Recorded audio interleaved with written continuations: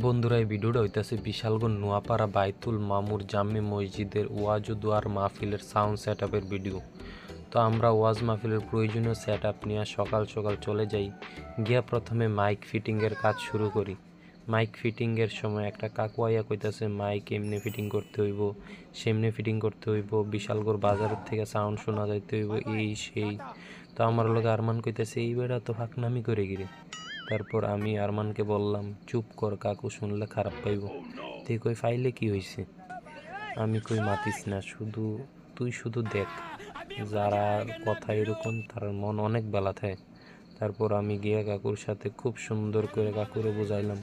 তারপর কাকু বুস্টুস মাইন্না আমারে কইতাছে, বাতিজা আগে তিতা ফাঁসে মিডা, সাউন্ড কিন্তু বিশালগড় বাজারে যাইতে হইব। তো আমি আমার মতো কইরা পুরা সেট আপ কইরা দিলাম।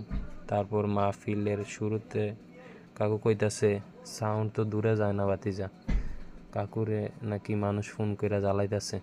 তো আমি প্রথমে বাইক নিয়ে পুরা এরিয়া চেক দিলাম। তারপর কাকুরে বাইকের পিছনে বোয়াইয়া পুরা এরিয়া ঘুরাইয়া দেখাইলাম। তারপর কাকু সাউন্ড শুননা অনেক খুশি হইল।